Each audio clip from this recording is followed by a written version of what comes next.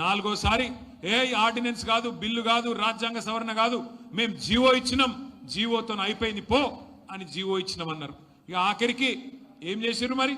ఇవన్నీ కాదు, పార్టీ పరంగానే రిజర్వేషన్ ఇస్తామని చెప్పి పార్టీతో సంబంధం లేకుండా జరిగే పంచాయతీ ఎన్నికల్లో పార్టీ పరంగా రిజర్వేషన్ ఇస్తామని చెప్పి సన్నాయి నొక్కులు నొక్కి నిన్న సాయంత్రం కొత్తగా ఎలక్షన్ నోటిఫికేషన్ ఇచ్చారు. పంచాయతీ ఎన్నికలకు, సర్పంచ్ ఎన్నికలకు ఏమిచ్చిండ్రల్లా 42% అని చెప్పి 160 కోట్లు ఖర్చు పెట్టి రాహుల్ గాంధీ శుభాషు ఇంతకంటే గొప్ప కార్యక్రమం లేదు అని రాహుల్ గాంధీ బీహార్లో డబ్బగొట్టి ఇచ్చేసినాం 42% రిజర్వేషన్లని కాకమ్మ కథలు చెప్పి ఆఖరికి నిన్న పంచాయతీ ఎన్నికల నోటిఫికేషన్ ఇస్తే ఏం చేసిండ్రల్లా?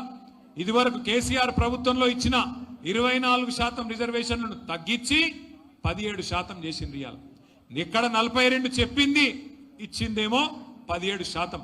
ఇంతకంటే అన్యాయం బలహీన వర్గాలకు నాకు తెలిసి భారతదేశంలో ఎన్నడూ ఏ ప్రభుత్వం కూడా చేయలేదు. అంటే అప్పుడే తెలంగాణలో సామెత ఉంటుంది, వెనకటికి ఎవడో కొండంత రాగం తీసి ఆఖరికి గాడిది పాట వాడిండట. ఒక గట్లున్నది రేవంత్ రెడ్డి కథ.